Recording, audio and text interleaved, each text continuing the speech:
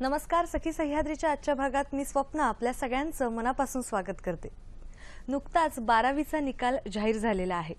10वीचाही CBSE आणि ICSE बोर्डाचा निकाल जाहीर झालेला आहे आणि स्टेट बोर्डाचा निकाल आता काही दिवसातच जाहीर होईल. मुळात एखाद्या घरातलं मूल समजा 10वी आणि 12वीला असेल तर त्या घरामध्ये खूप तणावाचं वातावरण असतं. म्हणजे वर्षभर अभ्यास, वेळेचं नियोजन, वेगवेगळे ट्यूशन्स यामुळे त्या विद्यार्थ्यांची पुरती धमचाक होत असते. आणि एवढं सगळं झाल्यानंतर हुश, परीक्षा संपली असं म्हणत असतानाच सुट्टीचे दिवस सुद्धा निघून जातात. अगदी सुट्टीतही मुलांनी पुढे काय करायचं यासाठी पालकांकडून उपदेश मात्र दिले जातातच. हे सगळं झाल्यानंतर खऱ्या अर्थाने निकाल लागतो आणि मग हे कर किंवा हे करू नको असं पालकांकडून म्हणा किंवा इतर नातेवाईकांकडून त्या मुलावर दबाव आणला जातो. कधीतरी करिअरचे अगदी सरधोपट मार्ग निवडले जातात तर कधीतरी अमुक एक व्यक्ती सांगते ना किंवा ही व्यक्ती त्या क्षेत्राकडे गेली आहे ना म्हणून त्या क्षेत्राचा करिअर म्हणून विचार केला जातो. या सगळ्यामुळे होतं काय तर त्या मुलाचं खूप कन्फ्युजन होतं, खूप गोंधळ उडतो आणि कळत नकळतपणे त्या मुलाचा आत्मविश्वास सुद्धा कमी व्हायला लागतो. खरं तर आपल्या आयुष्याला दिशा देणाऱ्या करिअरचा जर आपण योग्य पद्धतीने विचारपूर्वक निर्णय घेतला तर मला वाटतं हे जे कन्फ्युजन होतं ना ते दूर होईल आणि आपण नियोजनपूर्वक करिअरचा विचार करू शकू. आणि हेच जाणून घेणार आहोत आपण आजच्या भागामध्ये. आजचा विषय आहे 10वी 12वी नंतरच्या करिअर वाटा. आणि या महत्त्वपूर्ण विषयावर मार्गदर्शन करण्यासाठी आपण आमंत्रित केलेला आहे करिअर काउन्सिलर विवेक वेलणकर यांना. सर नमस्कार. सखी सह्याद्री कार्यक्रमात मनापासून स्वागत करते. सर गेल्या 15 वर्षांपासून संपूर्ण महाराष्ट्रामध्ये या करिअर काउन्सिलिंग विषयासंदर्भात मार्गदर्शन करत आहेतच आणि त्या विषयावरच 700हून अधिक व्याख्यानं त्यांनी दिलेली आहेत. वेगवेगळ्या वृत्तपत्रांमध्ये, वेगवेगळ्या मासिकांमध्ये त्यांनी या विषयासंदर्भातच लेख लिहिलेले आहे. करिअर म्हणजे नेमकं काय आणि त्याचं काउन्सिलिंगच्या अनुषंगाने त्यांची 4 पुस्तकं सुद्धा प्रकाशित झालेली आहेत. खरंच करिअर म्हटलं की अनेक पर्याय आहेत ज्याचा आपण विचार सुद्धा करत नाही आहोत आणि त्याचाच विचार आपण आजच्या भागामध्ये करणार आहोत. तुमचा सुद्धा सहभाग तितकाच महत्त्वाचा आहे. संपर्कासाठी दूरध्वनी क्रमांक काय आहेत ते पाहून घेऊया. 24908050 24988050 022 अर्थातच STD कोड फिरवायचा आहे मुंबई बाहेरच्या प्रेक्षकांनी आणि जे प्रेक्षक मोबाईलवरून फोन करणार आहेत त्यांनी. नेहमीप्रमाणे आपण 2 गोष्टी पाळणार आहोत. प्रश्न जेव्हा विचाराल तेव्हा आपल्या दूरदर्शन संचाचा आवाज थोडासा कमी ठेवा म्हणजे तुमचा आवाज, तुमचा प्रश्न आमच्यापर्यंत व्यवस्थित येऊन पोहोचेल. आणि विषय खूप महत्त्वाचा आहे, विषय तुम्हाला कळलेला असेलच, त्यामुळे विषयाच्या अनुषंगाने नेमके प्रश्न जर तुम्ही विचारले तर आपली ही चर्चा उत्तरोत्तर खुलत जाईल आणि आपल्याला भरपूर मार्गदर्शन करून घेता येईल. लगेचच करूया चर्चेला सुरुवात. सर पुन्हा एकदा या कार्यक्रमात स्वागत करते. खूप महत्त्वाचा विषय आहे. 10वी 12वी नंतरचं करिअर खरंच आयुष्याची एक दिशा आपली ठरणार असते. आपण सुरुवात 10वी पासून करूया म्हणजे मग 12वीच्या त्या आपल्या वेगळ्या टप्प्याकडे जाता येईल. खरं तर 10वीला सुद्धा असं एक खूप असतं की एक 80-90% मार्क मिळाले की चला सायन्सला जायचं, त्याच्यापेक्षा थोडेसे कमी मिळाले की कॉमर्सला आणि मग अगदीच काही नाही म्हणून मग आर्ट्सला. खरं तर बरेच पर्याय आर्ट्स किंवा इतर शाखेमध्ये सुद्धा उपलब्ध आहेत. मग नेमकं 10वी नंतर आपल्या या शाखेची निवड कशी करायची? तुम्ही अगदी योग्य म्हणलात की अजूनही सरधोपट मार्गाने टक्के बेसिसवर निवड केली जाते. अगदी आता खरं म्हणजे 10वीला मार्क पडण्यासाठी अनेक भाग आहेत की शाळा चांगले मार्क देतात, इंटरनलला बेस्ट ऑफ 5 असतं, त्यामुळे पर्सेंटेज वर जातं. पण याचा अर्थ असा नाही की केवळ पर्सेंटेज पडले म्हणून ती ब्रांच निवडावी. याच्यासाठी एक खरं छोटासा एक्झरसाइज आहे जो मुलांनी करणं आवश्यक आहे आणि तो त्यांनी अत्यंत प्रामाणिकपणे केला तर त्यांनाच कळू शकतं की आपल्याला नक्की काय जमणार आहे, झेपणार आहे, आवडणार आहे. जे काही 10 विषय मुलं 10वी पर्यंत शिकली आहेत, मग त्याच्यामध्ये फिजिक्स असेल, केमिस्ट्री असेल, बायोलॉजी असेल, अल्जेब्रा असेल, जॉमेट्री असेल, इंग्लिश असेल, हिंदी असेल, संस्कृत असेल, मराठी असेल, इतिहास, भूगोल, नागरिकशास्त्र, अर्थशास्त्र, हे सगळे विषय त्यांनी एका कागदावर लिहून काढावेत आणि त्याचे 3 भाग करावेत. बरं. एक खूप आवडणारे, जमणारे, झेपणारे विषय, एक मध्यम आवडणारे, जमणारे, झेपणारे विषय आणि एक अजिबात न आवडणारे, जमणारे, झेपणारे विषय. 10वी पर्यंत काही चॉईस नव्हता, सगळे विषय कंपल्सरी होते. आता चॉईस मिळाल्यानंतर जे अजिबात आवडत नाहीत, जमत नाहीत, झेपत नाहीत ते विषय काढून त्यांनी बाजूला काढले पाहिजेत आणि मग आपोआप आपल्याला जे आवडतायत, जमतायत, झेपतायत त्या विषयांवर आधारित मग कुठल्या ब्रांचला जायचं तो निर्णय त्यांनी केला पाहिजे. तर किमान जे नाईलाजाने आजपर्यंत विषय घेऊन जावं लागलं त्या विषयापासून त्यांना मुक्ती मिळते. तिथं पहिलं टेन्शन रिलीज होतं आणि मग जे आवडतायत तेच विषय घेऊन पुढे जायचं असल्यामुळे मग थोडंसं जो एक टेन्शन किंवा अभ्यासाचा ताण हा येत असतो तो कमी होऊ शकतो. अगदी बरोबर सर, तुम्ही खूप छान सांगितलं की मुलांनी आत्मपरीक्षण करणं गरजेचं आहे की बाबा मला काय आवडतं. पण कधीतरी असंही होतं की आता स्पर्धा आहे आणि या स्पर्धेच्या युगात आपल्याच मुलानं सरस असावं असं प्रत्येक पालकांची अर्थातच इच्छा असते आणि मग अशा वेळेला कळत नकळतपणे तुलना केली जाते आणि मग त्या मुलाने तिथे प्रवेश घेतलाय ना म्हणजे तू सुद्धा तिथेच जायला पाहिजे. आणि मग ह्या सगळ्यामुळे काय होतं की मुलांचा नेमका कल कशात आहे, मुलांची नेमकी आवड कशी आहे, इकडे थोडंसं दुर्लक्ष केलं जातं. तर त्या अनुषंगाने खरं तर पालकांना तुम्ही काय सांगणार आहात? मी एक छोटंसं उदाहरण सांगेन की गेल्या वर्षी एक पालक आणि मुलगा माझ्याकडे आले. त्यांनी असं सांगितलं की ह्याला 11वी कॉमर्स झालं याचं पूर्ण, पण ह्याला काही ते झेपत नाहीये. मग मी त्या मुलाला जेव्हा विचारलं तेव्हा तो म्हणला नाही हो, खूपच थेअरी आहे, मला काय एवढं जमत नाही. मग मी म्हटलं तुला काय आवडत होतं रे? तो म्हणला मला टेक्निकल विषय होता 8वी 9वी 10वी, मला टेक्निकल खूप आवडतं. पण म्हणला काय की सगळे माझे मित्र कॉमर्सला गेले म्हणून मी कॉमर्सला गेलो. आता या पद्धतीचे जेव्हा निर्णय केले जातात तेव्हा ते अशा प्रकारे जर अंगाशी आले तर प्रॉब्लेम होऊ शकतो. मग त्या विद्यार्थ्याला परत मागं जावं लागलं, मग परत 10वी नंतरचा डिप्लोमा वगैरे असे कोर्सेस घ्यावे लागले. तर माझं म्हणणं असं आहे, आजूबाजूचे काय म्हणतायत, पालक काय म्हणतायत, जग कुठं चाललंय, जग काय म्हणतंय, याच्यापेक्षा आपल्याला काय भावतंय आणि आपल्याला काय नक्की आवडतंय आणि मुख्य त्याहीपेक्षा काय आवडत नाही हे निश्चितपणे समजून घेण्याची गरज आहे. तर योग्य तो निर्णय होऊ शकतो. सर, तुम्ही आता डिप्लोमाचा उल्लेख केलेला आहे, तर 10वी नंतर मग समजा ज्यांना टेक्निकली आवड असते ते कदाचित डिप्लोमाचा पर्याय निवडू शकतात किंवा 12वी नंतर मग इंजिनिअरिंग आहेच, सीईटी किंवा तत्सम परीक्षा दिल्यानंतर. मग नेमकं डिप्लोमाला ऍडमिशन घ्यायचं की 11वी 12वीला? खरं हे खूप मोठं कन्फ्युजन आहे, कारण दोन्ही मार्गाने इंजिनियर व्हायचं असेल तर 6च वर्ष लागतात, डिप्लोमाच्या मार्गाने 3 वर्ष डिप्लोमाची आणि त्यानंतर डायरेक्ट सेकंड इयर डिग्री इंजिनिअरिंगला प्रवेश असल्यामुळे ती 3 अशी 6 वर्ष लागतात. 11वी 12वीच्या मार्गाने गेलं तर 2 आणि मग डिग्रीची 4 अशी 6च वर्ष लागतात. म्हणून खरं कन्फ्युजन आहे. या ठिकाणी फक्त आपण डिप्लोमाला डायरेक्ट जाण्याचे फायदे आणि तोटे जर समजून घेतले तर मला वाटतं निर्णय घेणं सोपं जाईल. पहिला फायदा म्हणजे डिप्लोमाला गेल्यानंतर हे 12वीची ती सीईटी, ती जेईई, मग ते इंजिनिअरिंगची ऍडमिशन प्रोसेस, इंजिनिअरिंगचं अत्यंत अवघड असलेलं पहिलं वर्ष, या सगळ्यातनं सुटका होते आणि मुलगा डायरेक्ट सेकंड इयर इंजिनिअरिंगला जातो. दुसरं, ज्या ब्रांचमध्ये त्यांनी डिग्री केलेली, डिप्लोमा केलेला आहे त्याच ब्रांचमध्ये पुढे तो डिग्री करणार असल्यामुळे त्याला डिग्री कोर्स सोपा जाऊ शकतो. तिसरं, डिप्लोमा नंतर त्याला वाटलं की आता थांबावं, तर डिप्लोमा हे प्रोफेशनल क्वालिफिकेशन असल्यामुळे त्याला रोजगार, स्वयंरोजगाराच्या संधी उपलब्ध आहेत. पण अर्थातच तोटे पण आहेत. पहिला तोटा असा की ज्यांचं अजून काही ठरलंच नाही, मेडिकलला जावं का इंजिनिअरिंगला जावं का नक्की काय करावं, त्यांना 11वी 12वीच्याच मार्गाने गेलं पाहिजे. दुसरं, जी कॉम्पिटिशन आपण 12वीला टाळली, जेई असेल, सीईटी असेल, तीच कॉम्पिटिशन डिप्लोमाच्या 3ऱ्या वर्षाला खेळायला लागते. कारण डिप्लोमाच्या 3ऱ्या वर्षाच्या मार्कांवर डिग्री इंजिनिअरिंगचे प्रवेश आहेत. म्हणजे तिथंही जर 80, 85, 90% मार्क मिळाले तर चांगलं कॉलेज डिग्री इंजिनिअरिंगला मिळेल. म्हणजे कॉम्पिटिशन काहीच चुकत नाही. तिसरा भाग म्हणजे मुलांना 12वी नंतर ठरवता येत नाही मेकॅनिकल इंजिनिअरिंगला जाऊ का, कॉम्प्युटरला जाऊ का, इलेक्ट्रॉनिक्सला जाऊ. इथं 10वी नंतरच ठरवायचंय. म्हणजे कुठेतरी दुसऱ्याचा निर्णय त्यांना स्वीकारावा लागतो. आता हे दोन्हीचा कुठेतरी प्रत्येकाने आपापल्या पद्धतीने जर वेईंग केलं तर नक्की काय करावं हे सापडू शकेल. एक छोटा त्यातला ऍडवाइस असा आहे की ज्या मुलांनी पूर्णपणे मराठी मीडियममधनं म्हणजे अगदी गणित आणि सायन्स सुद्धा मराठी मीडियममधनं 10वी पर्यंत केलंय त्यांना डिप्लोमाचा मार्ग जास्ती सोपा पडू शकतो. कारण इंग्लिश मीडियमशी अकस्टम व्हायला जे 6-7 महिने जातात ते डिप्लोमाच्या मार्गाने गेल्यावर तेवढा वेळ जास्ती मिळतो जो 11वी-12वी मध्ये कमी मिळतो.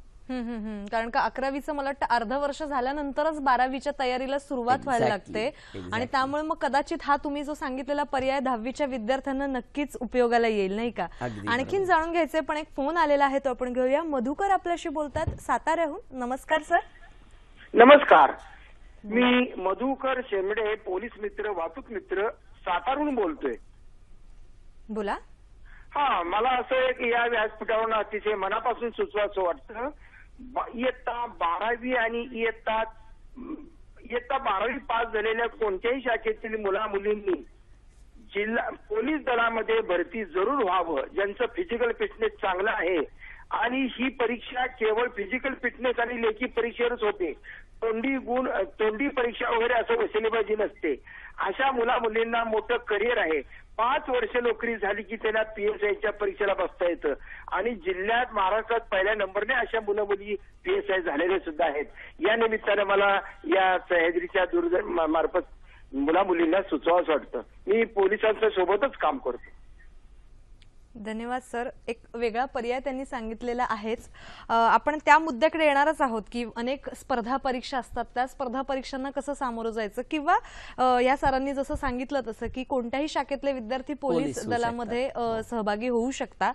तर त्या मुद्द्याकडे यायचं आहे. पण आपण एक सायन्स म्हणजे शाखेची निवड केल्यानंतर वेगवेगळ्या शाखेमध्ये म्हणजे सायन्स शाखा आहे, कॉमर्स आहे, आर्ट्स आहे, तर त्यानंतर कसे पर्याय उपलब्ध होऊ शकतात याविषयी जर तुम्ही सांगितलं तर आणखीन चित्र जास्त पारदर्शक होईल. नाही, कसं आहे 10वी नंतर अजूनही मॅक्झिमम मुलांचा कल हा सायन्सकडे जाण्याकडे आहे. याच्या मागची एक मानसिकता अशी आहे की सायन्स मधनं गेलं तर भरपूर पर्याय उपलब्ध होतात आणि आर्ट्स कॉमर्स मधनं काही पर्याय उपलब्ध होत नाहीत. इथे मला थोडंसं काही गोष्टी त्या मुलांपर्यंत अशा पोचवायच्या आहेत की 12वी पर्यंत आर्ट्स कॉमर्स सायन्स या कुठल्याही विषयातनं जरी मुलं गेली तरी त्यांना असंख्य पर्याय 12वी नंतर उपलब्ध होतात irrespective of branch. Say for example law किंवा वकिलीचा जो कोर्स आहे तो सगळ्यांना करता येतो. हॉटेल मॅनेजमेंटचा कोर्स आहे तो सगळ्यांना करता येतो. बॅचलर ऑफ कॉम्प्युटर ऍप्लिकेशन्स नावाचा कॉम्प्युटर प्रोग्रामिंगचा कोर्स आहे तो सगळ्यांना करता येतो. BBA, BMS किंवा BBM हे जे मॅनेजमेंटचे कोर्सेस आहेत ते सगळ्यांना करता येतात. मास कम्युनिकेशनचा कोर्स आहे तो सगळ्यांना करता येतो. डिझायनिंग क्षेत्रात जायचं असेल, हातात चांगली कला आहे तर डिझायनिंग असेल किंवा बॅचलर ऑफ फाईन आर्ट्स असेल यासारखे कोर्सेस सगळ्यांना करता येतात. स्पर्धा परीक्षांमध्ये सगळ्यांना जाता येतं. सांगायचा उद्देश असा आहे की आर्ट्स, सायन्स, कॉमर्स तिन्ही फील्डमधनं गेलं 12वी पर्यंत तरी असंख्य करिअर पर्याय उपलब्ध आहेत. मग केवळ जास्ती करिअर पर्याय उपलब्ध होतात म्हणून फक्त सायन्सला जाणं अशा पद्धतीने तो विचार केला जाऊ नये. आपल्याला फोन आलेला आहे तो आपण घेऊया. मधुरा कुलकर्णी आपल्याशी बोलतात कोल्हापूरहून. नमस्कार मॅडम. हा, हॅलो नमस्कार. माझं नाव मधुरा कुलकर्णी, मी कोल्हापूरहून बोलतेय. मी आता 12वी कला शाखेतून परीक्षा दिली, मला 93% मिळाले. तर माझे 2 प्रश्न होते की माझी आवड अर्थशास्त्र विषयात पण आहे आणि इंग्रजी विषयात पण आहे, तर मला दोन्ही विषयातून वेगवेगळ्या विद्यापीठातून एकाच वेळी पदवी घेता येतील का? आणि बँकिंग क्षेत्रामध्ये आर्ट्सच्या विद्यार्थ्यांसाठी कशा प्रकारे संधी आहेत उपलब्ध? धन्यवाद. खूप छान प्रश्न त्यांनी विचारलेला आहे आणि खरं तर मधुरा कुलकर्णींचे मनपूर्वक अभिनंदन की 93% मार्क त्यांना मिळालेले आहेत आणि त्यांना अर्थशास्त्र आणि इंग्रजी हे दोन्ही विषय आवडत आहेत. तर मग अशा वेळेला या दोन्ही विषयात वेगवेगळ्या विद्यापीठातून एकाच वेळी पदवी घेता येऊ शकेल का? हो, निश्चितपणे घेता येईल. कारण आपल्याकडे मुक्त विद्यापीठांचा पर्याय उपलब्ध आहे आणि त्यामुळे तुम्ही एक पदवी नेहमीच्या विद्यापीठात आणि एक पदवी मुक्त विद्यापीठात एका वेळेला निश्चितपणे घेऊ शकता. बरं. दुसरा त्यातला जो विषय होता बँकिंगचा, तर आर्ट्सच्या विद्यार्थ्यांनाही बँकिंगमध्ये जायला काहीही प्रॉब्लेम नाही. कारण ग्रॅज्युएशन अर्थात ग्रॅज्युएशन नंतर संधी मिळते, पण ग्रॅज्युएशन झाल्यानंतर मग ते आर्ट्सचे असोत, कॉमर्सचे असोत, सायन्सचे असोत, अगदी इंजिनियर असोत, सगळ्यांना बँकिंग क्षेत्रात जाण्याकरता एक स्पर्धा परीक्षा आहे. IBPS नावाची एक संस्था आहे जी देश पातळीवर ही परीक्षा घेते आणि राष्ट्रीयकृत बँकांमधल्या सगळ्या बँकांच्या ऑफिसर्सच्या ज्या पदं भरली जातात ती ह्या परीक्षेतनं भरली जातात. आणि मग ग्रॅज्युएट झाल्यानंतर तुम्ही ही परीक्षा निश्चितपणे देऊ शकता. परीक्षेला फक्त 4 विषय आहेत. एक आहे इंग्लिश, दुसरा आहे जनरल नॉलेज, तिसरा आहे अर्थमॅटिक आणि चौथा आहे रिझनिंग ॲबिलिटी. त्यामुळे त्याची तयारी तुम्ही अगदी 2 वर्ष आधीपासून करू शकता. आणि मग त्याच्यात जर चांगला स्कोअर तुम्हाला आला तर निश्चितपणे बँकिंगमध्ये उत्तम करिअर हे आर्ट्स, कॉमर्स, सायन्स कुठल्याही ब्रँचच्या विद्यार्थ्यांना करता येतं. म्हणजे कुठल्याही गोष्टीसाठी पूर्वतयारी ही आवश्यक आहे. त्यामुळेच आपण जर नियोजनपूर्वक जर विचार केला तर मला वाटतं या स्पर्धा परीक्षांना आपण जास्त चांगल्या पद्धतीने सामोरं जाऊ शकतो. आणखीन स्पर्धा परीक्षांचा मुद्दा आहे, पण त्यापूर्वी 12वी नंतर म्हणजे नॉर्मली सायन्स 12वी घेतलं जातं जसं तुम्ही म्हणालात तसं, आणि एक मेडिकल आणि इंजिनिअरिंग याच क्षेत्रांचा विचार सर्वोपट पद्धतीने केला जातो. पण इतरही अनेक क्षेत्र आहेत ज्याचा तुम्ही उल्लेख केलेला आहे, तर त्या क्षेत्रांविषयी आपण टप्प्याटप्प्याने जाणून घेऊया. सुरुवातीला आपण डिझायनिंग क्षेत्राबद्दल जाणून घेऊया. सर, काय सांगाल या क्षेत्राविषयी? डिझायनिंग हे क्षेत्र खरं म्हणजे अशा विद्यार्थ्यांसाठी आर्ट्स असो, कॉमर्स असो, सायन्स असो, 12वीपर्यंत कशात नाही गेलं तरी डिझायनिंगमध्ये संधी उपलब्ध होऊ शकतात. ज्यांच्याकडे उत्तम ड्रॉइंग आहे आणि ज्यांच्याकडे क्रिएटिव्हिटी आहे अशा विद्यार्थ्यांना डिझायनिंगमध्ये खूप चांगल्या संधी आहेत. मग ते प्रॉडक्ट डिझायनिंग असेल, ते इंटिरियर डिझायनिंग असेल, ते फॅशन डिझायनिंग असेल, ते कम्युनिकेशन डिझायनिंग म्हणजे कॉम्प्युटर ग्राफिक्स वगैरे हे असेल, या सर्व क्षेत्रांमध्ये उत्तम संधी आहेत आणि अतिशय आघाडीच्या संस्थांमध्ये प्रवेश मिळू शकतात. म्हणजे उदाहरणार्थ मुंबई IIT पवई या ठिकाणी फक्त इंजिनिअरिंगला जाता येतं असं नाही आहे. IIT पवईने स्वतःचं डिझायनिंग स्कूल सुरू केलंय आणि तिथे आर्ट्स, सायन्स, कॉमर्स कोणताही विद्यार्थी जाऊ शकतो, मात्र त्यांची एंट्रन्स एक्झाम आहे. अशीच दुसरी भारत सरकारची संस्था आहे NID, national institute of designing. याही संस्थेमध्ये देशभरातले नाही एशियातले सर्वोत्कृष्ट कोर्सेस हे डिझायनिंगचे उपलब्ध आहेत. आणि 12वी आर्ट्स, कॉमर्स, सायन्स कोणतेही विद्यार्थी त्यांची जी एंट्रन्स असते ती एंट्रन्स परीक्षा देऊन पुढे जाऊ शकतात. अशीच संधी अजून एक सरकारच्याच अखत्यारीतली इन्स्टिट्यूट आहे NIFT, national institute of fashion technology. याही संस्थेमध्ये विद्यार्थ्यांना स्वतंत्ररित्या परीक्षा देऊन डिझायनिंगमध्ये जाता येतं. म्हणजे आपण जर एकंदर बघितलं तर ज्या मुलांकडे कलात्मक दृष्टिकोन आहे, सृजनशीलता आहे, ड्रॉइंग आहे, त्यांना ब्रँच आडवी येत नाही अशा करिअर्समध्ये जाण्याकरता. आणि खरं तर ह्याचा अजून एक उपप्रकार आहे की फाईन आर्ट्स. म्हणजे हे डिझायनिंग पेक्षा थोडं वेगळं क्षेत्र आहे. पण आता मुंबईची JJ स्कूल ऑफ आर्ट सारखी संस्था आहे की जी जगप्रसिद्ध आहे. या संस्थेत किंवा अशा संस्थांमध्ये जायचं असेल तर ड्रॉइंग ज्यांचं चांगलं आहे अशा आर्ट्स, कॉमर्स, सायन्स कोणत्याही विद्यार्थ्यांना 12वी नंतर जाता येतं. आणि मग 12वीच्या वर्षी एक वेगळी फक्त एंट्रन्स एक्झाम आहे त्यांची, आणि त्या एंट्रन्स एक्झाममध्ये ड्रॉइंगचेच 4 पेपर आहेत, म्हणजे दुसरं काहीही नाही त्याच्यात. आणि मग जर ते पेपर उत्तम देऊन आपण पुढे गेलो तर BFA सारखी एक चांगली डिग्री ज्याच्यात विद्यार्थ्यांची कलात्मकता आणि ड्रॉइंग दोन्हीला उत्तम वाव मिळतो आणि त्या विद्यार्थ्यांना नंतर अगदी कॉम्प्युटर क्षेत्रातल्या ॲनिमेशन, मल्टीमीडिया या क्षेत्रातही उत्तम संधी मिळू शकतात. तर ज्यांच्याकडे कला आहे त्यांच्याकडे सुद्धा त्यांच्यासाठी अशा प्रकारची डिझायनिंग किंवा फाईन आर्ट्स अशी क्षेत्र उपलब्ध आहेत. बरं बरं बरं. फक्त प्रत्येक क्षेत्राचा आपण व्यवस्थित विचार करून माहिती करून घेतली तर मला वाटतं हे फार सोपं होईल विचार त्या क्षेत्राचा विचार करताना, नाही का? एकदा तुम्ही डिझायनिंग क्षेत्राचं खूप छान मार्गदर्शन केलेलं आहेच, पण आता पुन्हा एकदा मी आपला एक सरधोपट मार्ग असं आपण म्हणू शकतो की 12वी नंतर किंवा डिप्लोमाचा तुम्ही एक उत्तम पर्याय सांगितलेला आहे, पण नाही 11वी 12वी सायन्स घेऊन मग प्रवेश परीक्षा देऊन मला इंजिनिअरिंगला जायचं आहे. पण अशा वेळेला नेमकं कोणत्या क्षेत्रात जायचं हेही एक गोंधळ असतोच की मग माझ्या घरातल्यांनी असं काहीतरी केलंय किंवा माझा मित्र तिथे जातोय किंवा हे सांगतायत म्हणून जायचंय. मुळात त्या मुलाची सुद्धा आवड खूप महत्वाची असते. मग अशा वेळेला त्या इंजिनिअरिंगच्या ब्रांचची किंवा त्या शाखेची निवड नेमकी कशी करायची? इंजिनिअरिंग ब्रांचची निवड हे खरं म्हणजे खूप अत्यंत कौशल्यपूर्ण गोष्ट आहे. 12वी नंतर मुलांना एक ठराविक ब्रांचेस फक्त माहिती असतात, म्हणजे computer, IT, electronics, mechanical, electrical, civil. प्रत्यक्षामध्ये आज महाराष्ट्रामध्ये 70 प्रकारचे इंजिनिअरिंग कोर्सेस आहेत. आणि मग त्याच्यामध्ये काही काही कोर्सेस असे आहेत की जे अगदी एका कॉलेजात आहेत. से फॉर एक्झाम्पल प्रिंटिंग टेक्नॉलॉजी एकच कॉलेज, पेट्रोकेमिकल इंजिनिअरिंग एकच कॉलेज, एन्व्हायरमेंटल इंजिनिअरिंग एकच कॉलेज, पॉवर इंजिनिअरिंग एकच कॉलेज. म्हणजे थोडेसे हटके इंजिनिअरिंग कोर्सेस जर घ्यायचा प्रयत्न केला तर विद्यार्थ्यांना खूप चांगले करिअर ऑप्शन्स आणि कदाचित थोड्या कमी सीईटी किंवा जेईई मार्काला सुद्धा मिळू शकतात. आता जे नेहमीचे ऑप्शन्स आहेत, मेकॅनिकल असेल, इलेक्ट्रिकल असेल, सिव्हिल असेल, कॉम्प्युटर, आयटी, इलेक्ट्रॉनिक्स वगैरे, तर त्याच्यामध्ये एक बेसिक गोष्ट लक्षात घेतली पाहिजे की मेकॅनिकल, इलेक्ट्रिकल, इलेक्ट्रॉनिक्स, सिव्हिल या सगळ्या विषयांमध्ये 70% फिजिक्स लागतं आणि 30% मॅथमॅटिक्स लागतं.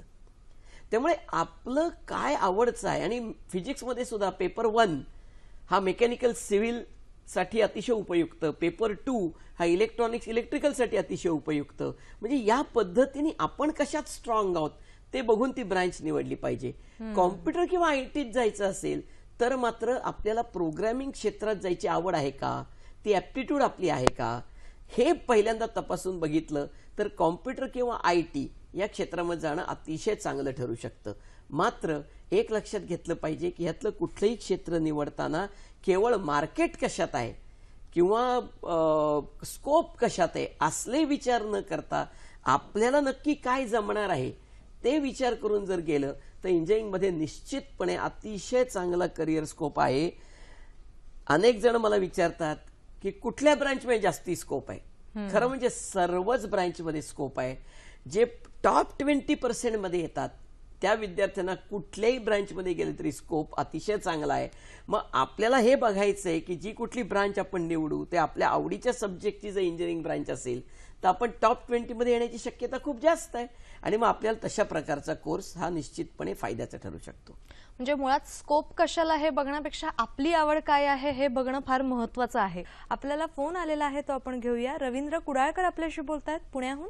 नमस्कार सर. हा नमस्कार सर. मी स्वतः शैक्षणिक समुपदेशक असून शैक्षणिक सामाजिक क्षेत्रात कार्यरत आहे. माझा प्रश्न असा आहे आपल्याला की अनेकदा विद्यार्थी अधिक चांगलं करिअर करण्याच्या दृष्टीने आणि अधिक पैसा कमवण्याच्या दृष्टीने स्पर्धेच्या युगामध्ये दुसऱ्यांचं अनुकरण करूनही भौतिक सुख अधिक हवेत या दृष्टीने स्वतःची कुवत लक्षात न घेता, स्वतःचा कल लक्षात न घेता मोहापायी काही चुकीचे निर्णय घेतात. या उलट असेही काही क्षेत्र आहेत, फॉर एक्झाम्पल MSW सामाजिक क्षेत्रात आहे. एक वेळ NGO मध्ये पैसे कमी मिळतील नोकरीमध्ये पण कामाच्या समाधानाने आनंद अधिक मिळतो. हा माझाही अनुभव आहे. तर याबद्दल आपण काय मार्गदर्शन कराल? धन्यवाद सर. खूप छान त्यांनी प्रश्न इथे सांगितलेला आहे किंवा मुद्दा आपला मगासपासून तोच मुद्दा होता की आपला कल लक्षात न घेता अमुक एका व्यक्तीने केलेला आहे किंवा तिथे खूप छान करिअर होऊ शकतं म्हणून तो निवडला जातो आणि मग त्यानंतर मिळणारं जे समाधान आहे त्याला मात्र आपल्याला कायमचं गमवावं लागतं. मग अशा वेळेला MSW आहे किंवा अनेक NGO सारख्या संस्था आहेत की ज्यामध्ये काम केल्यानंतर भले पैसा कमी मिळेल पण समाधान अर्थातच चिरकाळ टिकणारं असेल. तर मग काय सांगाल सर? नाही, मुळात कसं आहे आपल्याकडे करिअरची व्याख्या अशी आहे की ज्याच्यात मॅक्सिमम पैसे मिळतील ते करिअर चांगलं. इथे खरं म्हणजे करिअरची व्याख्या अशी आहे की आपल्यामधल्या क्षमतांचा सर्वोच्च विकास म्हणजे करिअर. मग त्या क्षमता जेव्हा आपल्या मॅक्झिमम विकासाला जातात आणि आपल्याला आवडीच्या क्षेत्रात आपण पुढे जायचा प्रयत्न करतो त्यावेळेला पैसा मिळो न मिळो या सगळ्या गोष्टी दुय्यम होऊन बसतात. त्या कामातनं, त्या व्यवसायातनं किंवा त्या शिक्षणातनं, त्या प्रोफेशनमधनं आपल्याला मिळणारं समाधान हे अत्यंत महत्वाचं असतं. आणि एक निश्चित आहे की एकदा ती काबिलियत आली की तुमच्याकडे कामयाबी येतेच. त्याकरता वेगळं काही करावं लागत नाही आणि मग समाधान आणि कदाचित तेवढ्याच चांगल्या प्रमाणात पैसा या दोन्ही गोष्टी अशा व्यक्तींना उत्तम मिळू शकतात. म्हणजे आपलं आत्मपरीक्षण करणंच केव्हाही चांगलं किंवा केव्हाही उत्तम. समाधान तर मिळणार आणि समाधान मिळाल्यानंतर आपसुकच पैसा सुद्धा आपल्याकडे येणारच आहे नाही का. आणखीन एक फोन आलेला आहे तो आपण घेऊया. विठ्ठल राठोड आपल्याशी बोलतात साताऱ्याहून. नमस्कार सर. मॅम मी 10वी नंतर इन्स्ट्रुमेंटेशन इंजिनिअरिंगला घ्यायचं ऍडमिशन ठरवलंय. तर मला इन्स्ट्रुमेंटेशन इंजिनिअरिंगचे सरांना विचारायचं आहे. बरोबर, धन्यवाद. 10वी नंतर इन्स्ट्रुमेंटेशन इंजिनिअरिंगचा पर्याय त्यांना निवडायचा आहे तर त्याविषयी अधिक मार्गदर्शन. इन्स्ट्रुमेंटेशन इंजिनिअरिंग हे तुम्हाला ग्रॅज्युएशन लेव्हलला नक्की मिळू शकतं. इन्स्ट्रुमेंटेशन इंजिनिअरिंग ही इलेक्ट्रॉनिक्सचीच एक सब ब्रँच आहे. त्यामुळे इलेक्ट्रॉनिक्स हा विषय जर आपल्याला आवडला आणि जर आवडत असेल तर पुढे इन्स्ट्रुमेंटेशनमध्ये निश्चितपणे आपल्याला चांगलं यश मिळू शकतं. इन्स्ट्रुमेंटेशनमधनंही आपल्याला पुढे पोस्ट ग्रॅज्युएशन लेवलला इलेक्ट्रॉनिक्स, टेलिकम्युनिकेशन, इन्स्ट्रुमेंटेशन या सगळ्या फील्डमध्ये पुढे जाता येऊ शकतं, परदेशातही जाता येऊ शकतं. आणि आपल्याकडे सुद्धा इलेक्ट्रॉनिक्स रिलेटेड जेवढे म्हणून उद्योग आहेत, सायंटिफिक इन्स्ट्रुमेंट रिलेटेड जेवढे म्हणून उद्योग आहेत, त्या ठिकाणी इन्स्ट्रुमेंटेशनच्या विद्यार्थ्यांना अतिशय चांगलं करिअर मिळू शकतं. फक्त एवढंच लक्षात घ्या, इलेक्ट्रॉनिक्स हा विषय त्यातला सगळ्याचा गाभा आहे. सर, आता असंही असतं की समजा 10वी नंतर 11वी 12वीला म्हणजे सायन्स शाखेला प्रवेश घेतलेला आहे, पण नाही झेपला अभ्यास, म्हणजे समजा कठीण वाटतंय, कुठेतरी ती कल लक्षात न घेता समजा आपण घेतलंय सायन्सला, की खूप पर्याय उपलब्ध असतात असेही गैरसमज असू शकतात, आणि मग त्यानंतर मग आपण कॉमर्स किंवा आर्ट्सला जाऊ शकतो 12वी नंतर. पण तेच आपण समजा 10वी नंतर कॉमर्स किंवा आर्ट्सला घेतलं तर, आणि तिथे नाही आपल्याला आवडलं किंवा रुचलं, तर मात्र आपण सायन्सला येऊ शकत नाही किंवा सायन्सच्या पर्यायांचा विचार करू शकत नाही. यात कितपत तथ्य आहे आणि काय सांगाल तुम्ही? नाही, ही वस्तुस्थिती आहे की सायन्सच्या विद्यार्थ्यांना 12वी नंतर एक फॉलोबॅक ऑप्शन म्हणून कॉमर्स किंवा आर्ट्सला जाण्याचा मार्ग उपलब्ध आहे. पण कॉमर्स आर्ट्सच्या विद्यार्थ्यांना काही सायन्सकडे येता येत नाही, कारण सायन्सचे विषयच सगळे इतके वेगळे आहेत आणि त्याचा 11वी 12वीतला बेस एवढा मोठा आहे की तो 12वी नंतर कव्हर करणं त्या ब्रांचचा येऊन हे शक्य नाही. परंतु म्हणूनच म्हणजे आर्ट्स कॉमर्समध्ये जाऊन सुद्धा अनेक साईड ब्रांच आहेत. म्हणजे बीकॉम आवडत नाही, बीए आवडत नाही, मी समजू शकतो, पण मग हॉटेल मॅनेजमेंट असेल, लॉ असेल, मास कम्युनिकेशन असेल, डिफेन्स सर्व्हिसेस असेल, अशी अनेक करिअर जी ऍक्च्युअली कॉमर्स किंवा आर्ट्सची नाहीत, परंतु या क्षेत्रातनं जाऊन मिळणारी आहेत. मग सायन्सचा विचार करण्यापेक्षा या करिअरचा विचार केला तर याच्यामध्ये खूप चांगल्या संधी पण मिळू शकतात आणि त्या विद्यार्थ्यांना वेगळ्या करिअरला जाण्याचं समाधानही मिळू शकतं. त्यातला डिफेन्स क्षेत्राचा तुम्ही उल्लेख केलेला आहे, त्याविषयी जाणून घ्यायचंय, पण आपल्याला फोन आलेला आहे तो आपण घेऊया. आशा माने आपल्याशी बोलतायत दिल्लीहून. नमस्कार मॅडम. माझा प्रश्न असा आहे, माझा प्रश्न असा आहे की माझ्या मुलीने आत्ताच 12वी जस्ट पास केलंय, इंग्लिश ऑनर्स सायन्स, पण ती थोडी कन्फ्युज आहे की काय करायचं. लॉ मध्ये पण जायला ती आहे, पण कन्फ्युज पण आहे की काय ऍक्च्युअली करावं कॅरियर. तर थोडं गायडन्स द्याल का? 12वी नेमकं कुठल्या शाखेतनं केलेलं आहे? तिने ह्युमॅनिटीज केलेलं आहे. तिला इंग्लिश मध्ये 95 आणि ह्युमॅनिटीज. बरं. आर्ट्स मध्ये. धन्यवाद. आर्ट मध्ये दिल्लीहून फोन केला होता, त्यामुळे थोडासा ब्रेक होत होता, पण तरी आपल्याला प्रश्न लक्षात आलेला आहे की त्यांनी 12वी युनानी फील्ड म्हणजे आर्ट्स तुम्ही म्हटलेला आहात, आणि मग लॉ करायचा की इतर काही पर्याय निवडायचा, असा थोडासा गोंधळ उडालेला आहे. ऍक्च्युअली 12वी नंतर अनेक फील्ड्स ओपन होतात खरं म्हणजे आर्ट्सच्या विद्यार्थ्यांना सुद्धा, ज्याच्यामध्ये लॉ असेल, हॉटेल मॅनेजमेंट असेल, मास कम्युनिकेशन असेल किंवा डिफेन्सच्या, आता मुलगी असल्यामुळे डिफेन्स नाही ओपन होणार तिला, परंतु BBA, BCA, BMS अशी अनेक फील्ड ओपन होऊ शकतात. पण तिला जर इंग्लिश विषय आवडत असेल तर मला असं वाटतं तिने BA पर्यंत, BA ऑनर्स असेल, BA असेल, इंग्लिशमधनं जर केलं तर त्यानंतर तिला पोस्ट ग्रॅज्युएशन लेवलला MBA पासून, मास कम्युनिकेशन पासून ते अगदी PhD इन इंग्लिश इथपर्यंतचे सगळे ऑप्शन्स ओपन होऊ शकतील. त्यामुळे तिच्या आवडीचा विषय जर इंग्लिश असेल तर मला असं वाटतं आता 12वी नंतर फार ऑप्शन्स शोधण्याच्या ऐवजी तिला BA ऑनर्स किंवा BA विथ इंग्लिश हे पूर्ण करू द्या, आणि मग त्याच्यानंतर हे जे बाकीचे सगळे पर्याय आहेत ते आपण जर बघायचा प्रयत्न केला तर तिला ते जास्ती चांगल्या प्रकारे हे सूट होऊ शकतील. सर, तुम्ही डिफेन्स क्षेत्राचा उल्लेख केलेला आहे आणि खरंच थोडंसं दुर्लक्षित आपण असं म्हणू शकतो का, तर नको तिकडे नको, हे आहे मार्ग, ह्याच मार्गांवर जायचं आहे. मग नेमकं डिफेन्स फील्डमध्ये जर आपल्याला जायचं असेल तर काय करायचं?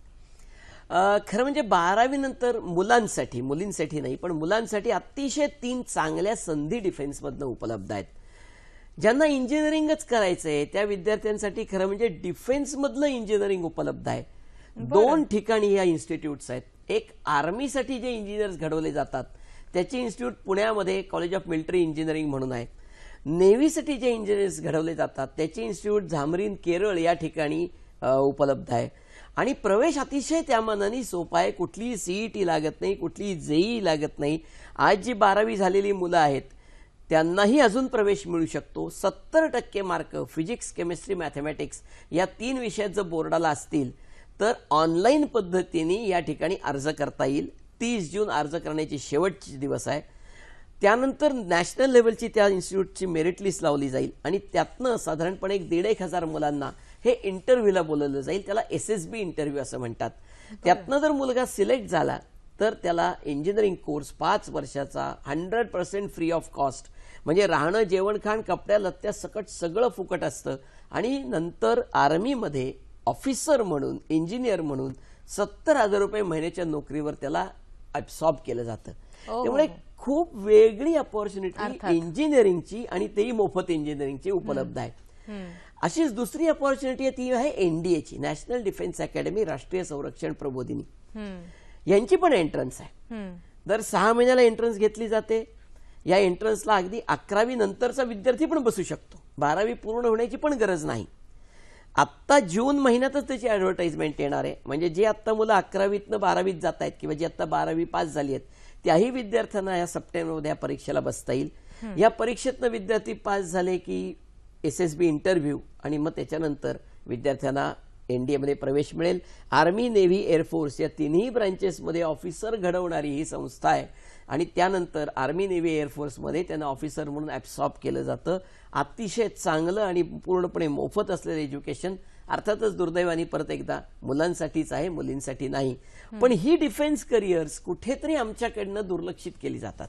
म्हणून माझी तर विनंती अशी आहे की याही करिअर्सकडे तेवढीच अट्रॅक्टिव्ह करिअर्स म्हणून बघण्याची एक मानसिकता आमची असली पाहिजे. वा, खूप वेगळ्या क्षेत्राचा तुम्ही खूप छान पद्धतीने मार्गदर्शन केलेलं आहे. एक फोन आलेला आहे तो आपण घेऊया. जयश्री गायकवाड आपल्याशी बोलतायत. नमस्कार मॅडम. साहेब, मी नाशिकवरून बोलते, नाशिक रोडवरून. हॅलो, बोला. मी नाशिक जेल रोड वरून बोलते. माझी मुलगी आता 12वी सायन्सला होती. तिने 60% मार्क घेतले. हो हो हो. सलग प्रश्न विचारा मॅडम. हॅलो.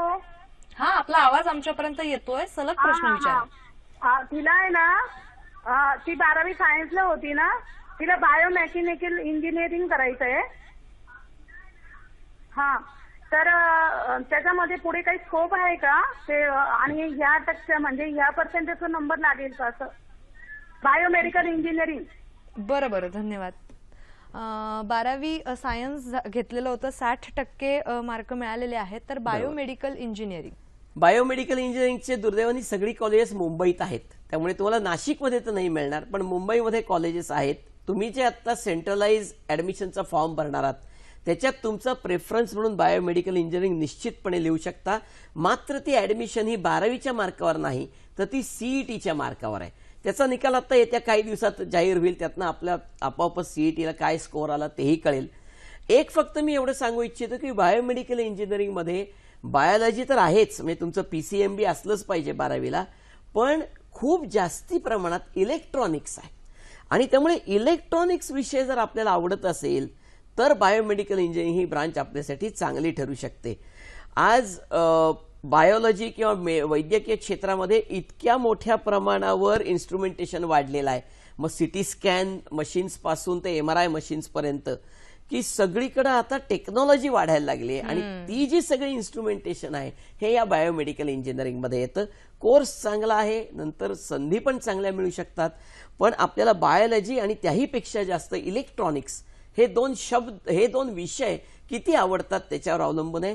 आता ऍडमिशन मिळेल का नाही, खरं म्हणजे मला असं वाटतं की हे सांगणं अवघड आहे आता, कारण CETचा निकाल लागायचा आहे. आपल्यालाही माहित नाही तिला मार्क किती आहेत, परंतु तिने अप्लाय नक्की करावा. ऍडमिशन मिळेल का नाही हे तिची मेरिट आणि त्या कॉलेजला असलेला रश याच्यावर डिसाईड होईल. म्हणजे पुन्हा एकदा आपली आवड खूप महत्वाची आहे. किती स्कोप आहे किंवा किती संधी मिळणार यापेक्षा सुद्धा आपला कल काय आहे, आपली आवड काय आहे हे फार महत्वाचं. आपल्याला फोन आलेला आहे तो आपण घेऊया. सुजाता जाधव आपल्याशी बोलतात चेंबूरहून. नमस्कार मॅडम. नमस्कार, बोला.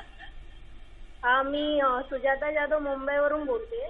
माझी मुलगी आता 10वीला गेली, तर तिला हॉटेल मॅनेजमेंटचं खूप क्रेज आहे आणि माझ्यामध्ये हॉटेल मॅनेजमेंटला करिअर म्हणून काय ऑप्शन, म्हणजे काय तिला मी साथ देऊ की तिला मागे घेऊ ते मलाच नाही कळते. माझं कन्फ्युजन झाले, त्याच्यामुळे थोडं तुम्हीच मार्गदर्शन करा.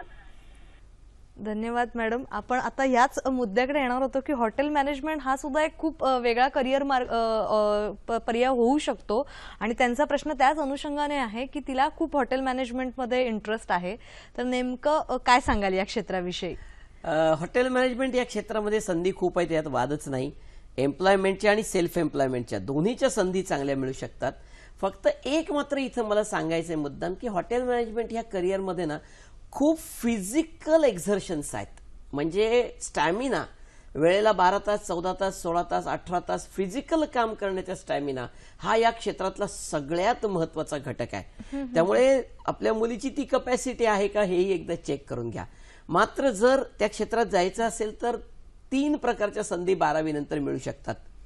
एक नॅशनल लेव्हलची एंट्रन्स एक्झाम आहे हॉटेल मॅनेजमेंटची, की ज्याच्यातनं 50 इन्स्टिट्यूट देशभरातल्या, म्हणजे मुंबईची आपली जी दादरची इन्स्टिट्यूट आहे त्याच्या सकट सगळ्या इन्स्टिट्यूटमधला प्रवेश मिळू शकतो. दुसरी स्टेट लेव्हलची एंट्रन्स एक्झाम आहे, ज्याच्यामधनं 10 इन्स्टिट्यूट्स आहेत राज्यातल्या, त्याच्यात प्रवेश मिळू शकतो. या दोन्ही इन्स्टिट्यूट्सची वेगवेगळी एंट्रन्स एक्झाम होते आणि त्याला विषय मात्र 10वीचे आहेत. 10वीचं इंग्लिश, 10वीचं जनरल नॉलेज, 10वीचं अर्थमॅटिक आणि 10वीचं रिझनिंग ॲबिलिटी. आणि तिसरा जो पर्याय आहे तो आज 12वी झालेल्याही मुलांना उपलब्ध आहे. आर्ट्स, सायन्स, कॉमर्स सर्व शाखाची मुलं अजूनही हा पर्याय अवलंबू शकतात. 12वी नंतरचा डिप्लोमा इन हॉटेल मॅनेजमेंट आहे. हा 3 वर्षाचा कोर्स आहे. या कोर्सची जाहिरात आता डायरेक्टरेट ऑफ टेक्निकल एज्युकेशनच्या साईटवर या पुढच्या 15-20 दिवसात कधीही येईल. त्यामुळे ज्यांना डिप्लोमा इन हॉटेल मॅनेजमेंट करायचं आहे 12वी नंतर त्यांच्यासाठी तीही संधी उपलब्ध आहे. एवढंच नाही तर आता तुमची मुलगी 10वीत आहे, 10वी नंतर जेव्हा ती पुढे जाणार आहे तेव्हा 11वी 12वी पण हॉटेल मॅनेजमेंट उपलब्ध आहे. बरं. आपल्याकडे एक MCVC म्हणून प्रकार आहे, किमान कौशल्य अभ्यासक्रम. तर अनेक इन्स्टिट्यूट्समध्ये, अगदी पुण्याच्या सरकारी इन्स्टिट्यूटमध्ये सुद्धा हा 2 वर्षाचा 12वीचा हॉटेल मॅनेजमेंटचा अभ्यासक्रम उपलब्ध आहे, ज्याच्यातनं तुम्ही पुढे अर्थातच हॉटेल मॅनेजमेंटची डिग्री किंवा डिप्लोमाला जाऊ शकता. म्हणजे अनेक पर्याय आहेत, त्यामुळे या पर्यायाचा नक्कीच विद्यार्थी आणि पालक सुद्धा विचार करू शकतात. दुसरं एक क्षेत्र म्हणजे पायलटचं जे क्षेत्र आहे तिथे सुद्धा कुठेतरी ते दुर्लक्षित आहे असं आपण म्हणू शकतो. कारण का मग एक धास्ती सुद्धा असते असं आपण म्हणूया आणि त्यामुळे या करिअरचा विचार केला जात नाही. तर त्याविषयी सर तुम्ही काय सांगाल? पायलट होण्याकरता खरं म्हणजे ना फक्त 12वी फिजिक्स आणि मॅथ्स एवढे 2 विषयात 12वी झालं तरी पुरतं. त्यानंतर अनेक इन्स्टिट्यूट्स आहेत जिथे पायलट ट्रेनिंगचे कोर्सेस चालवले जातात. बेसिकली पायलट होण्याकरता जे CPL कमर्शियल पायलट लायसन्स हे आवश्यक आहे. ते लायसन्स मिळवण्याकरता 200 तासाचे फ्लाइंग अवर्स पूर्ण करणं आणि रिटर्न एक्झाम्स देणं या 2 गोष्टी आहेत.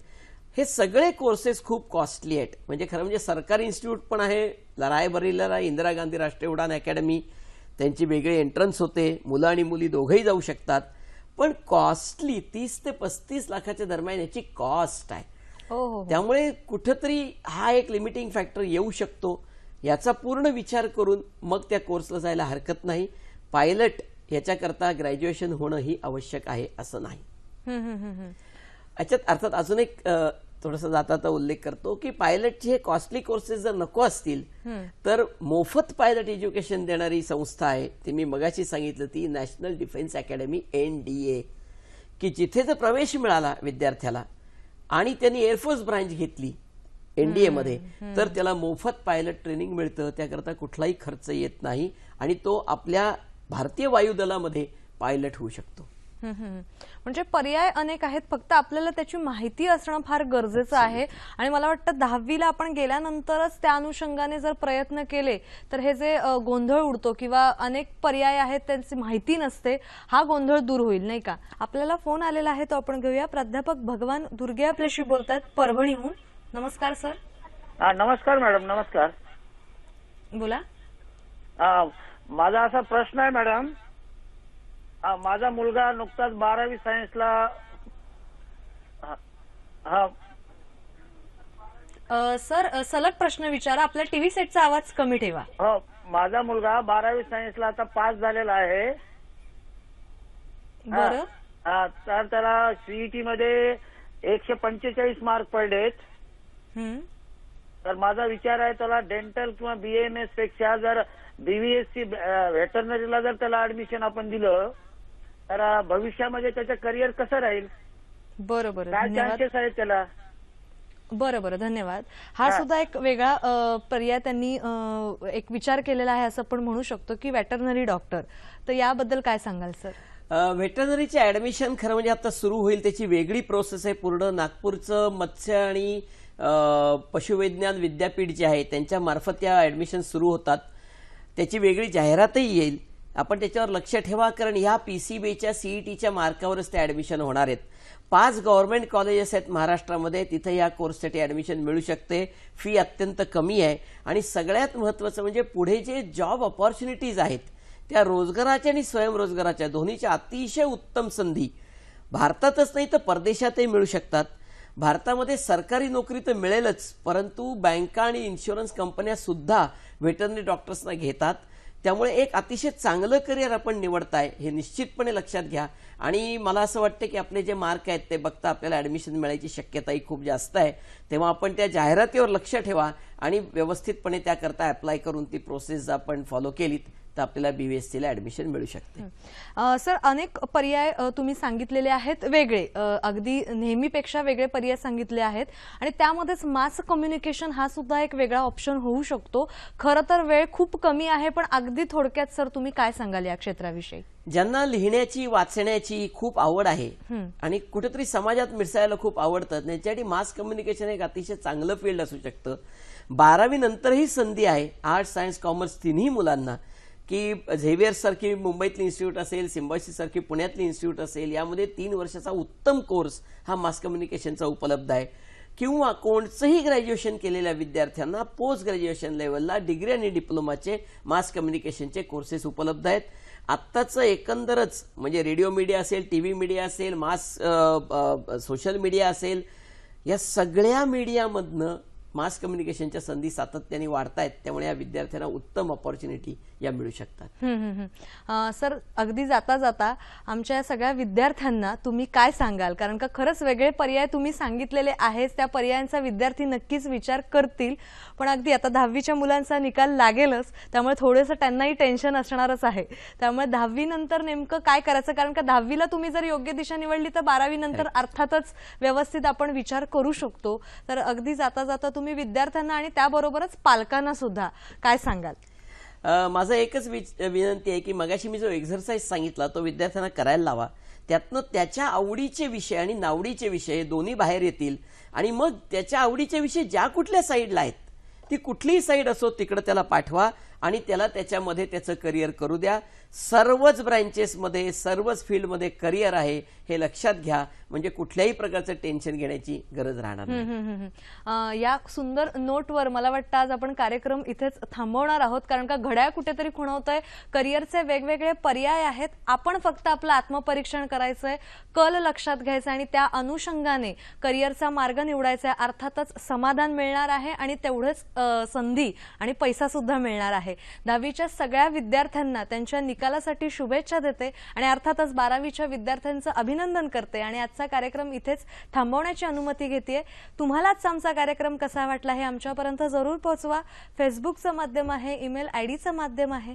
फेसबुकसाठी तुम्हाला टाईप करायचं आहे www.facebook/sakhisayadri.dd या आमच्या पेजला तुम्ही भेट देऊन तुमच्या प्रतिक्रिया नोंदवू शकता. याशिवाय sakhisayadri@gmail.com या ईमेल आयडीवर ईमेल्सद्वारे सुद्धा तुम्ही तुमचे अभिप्राय नोंदवू शकता. आज मात्र कार्यक्रमात इथेच थांबणार आहोत. सर, तुम्ही इथे आलात आणि वेगळे थोडेसे करिअरचे मार्ग खूप छान पद्धतीने उलगडून दाखवलेत, त्याबद्दल सखी सह्याद्री परिवारातर्फे मनापासून धन्यवाद.